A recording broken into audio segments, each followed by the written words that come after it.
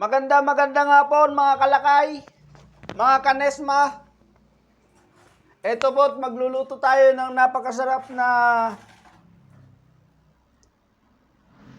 lauya.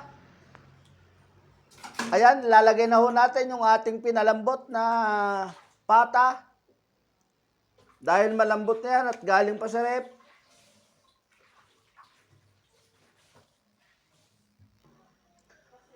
Ayan po. At ito naman po yung kanyang rekado. Bawang, sibuyas,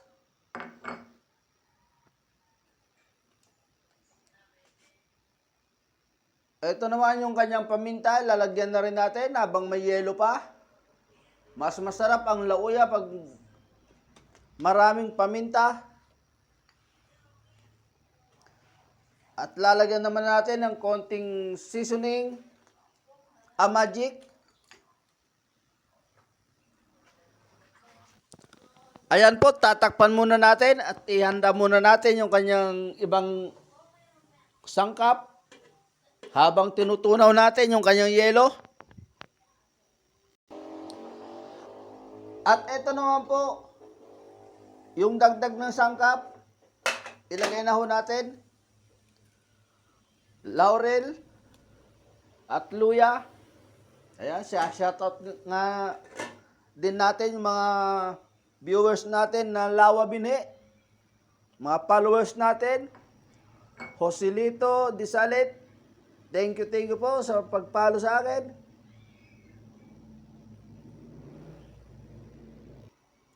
Ganon din po kay Buddy Peñaranda. Shoutout sa iyo, kuya.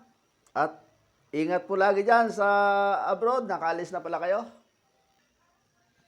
At ito naman po, ilalagay na ho natin yung kanyang huling sangkap. Ito po yung papaya na ginagayat natin. Dahil ganyan po ang lauya ng norte. Dito sa Katagalugan, hindi niluluto ito. Pero sa norte, talagang pagkain ito. Kaya palalambutin muna natin yung ating papaya. Ayan po. Ay! Sorry. Lalagyan naman natin ng pampapalasa.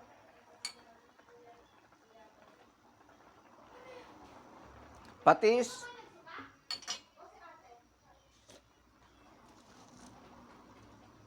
At asin.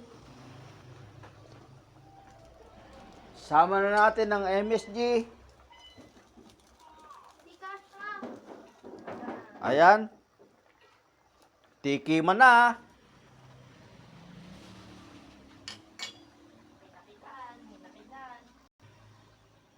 Ayan guys. Titikman natin yung lasa kung pasok na sa panlasang Pinoy. At meron pa tayong ilalagay dyan, panghuling sangkap.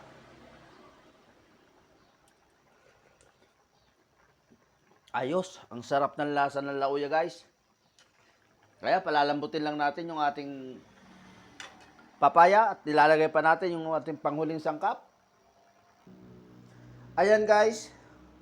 Dahil meron tayong nakitang repolyo na kapiraso dyan sa rep, ilalagay na rin natin. Bago natin ilagay yung ating panghuling sangkap. At medyo matigas pa yung ating papaya. Babalik pa tayo ulit mamaya. Ayan po, ilalagay na ho natin yung panghuling sangkap. Optional to.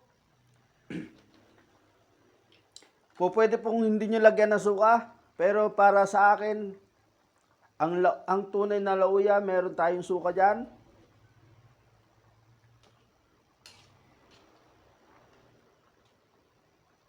Konti pa. Ayan, titikman na natin. Ito po ang tunay na tikim.